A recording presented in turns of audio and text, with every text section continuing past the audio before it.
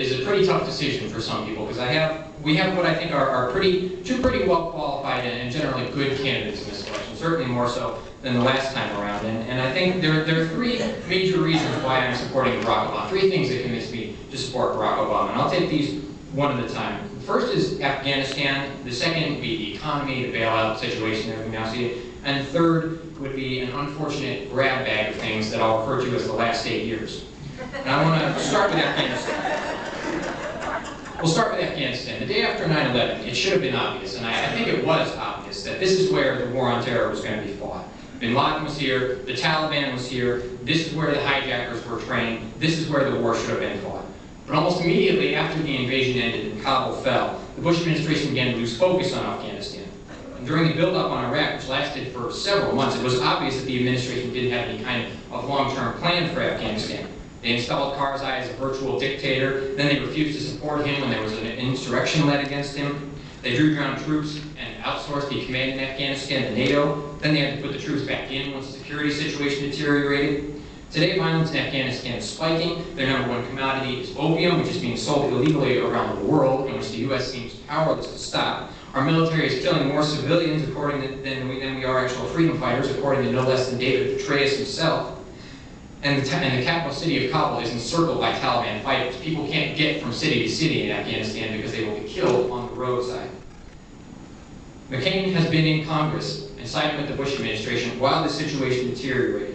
And on top of all of this, we have no Bin Laden, which was the initial goal going into Afghanistan. So how did the Bush administration respond to all this? Well, this week, David McCain, who's the commanding general on the ground in Afghanistan, said that he would need 10,000 additional troops to get the job done in Afghanistan, to secure the peace.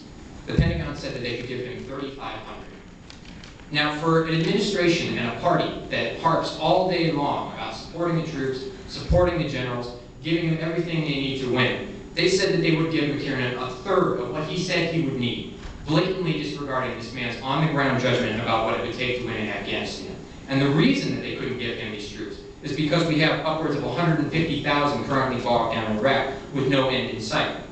And it's unconscionable to say that your opponents are not supporting the war, are not giving us every chance to win, while you refuse to give the generals on the ground what they are explicitly asking for.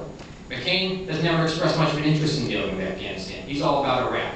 He says he would increase the number of troops in Afghanistan. He had no comment when he was asked about General McKiernan's projection of 10,000. He has no plan for dealing with this in the long term. And if Afghanistan deteriorates, it does not matter what happens in Iraq, because the terrorists will have gained an additional foothold, and everything that has happened in the war on terror will have been for nothing. The second issue I want to talk about is the economy.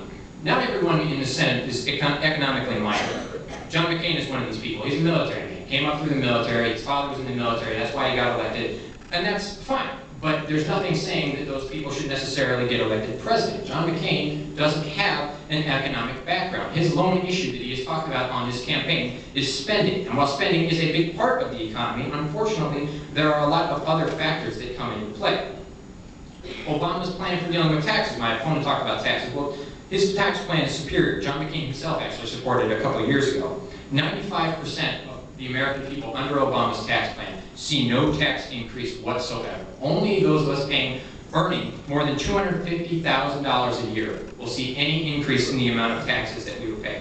The real tax cutter in this election is Barack Obama. He plans to eliminate all capital gains taxes on small businesses. It's going to create more jobs. It's going to create more small businesses. He's going to give families a $4,000 tax credit per child that they have in college.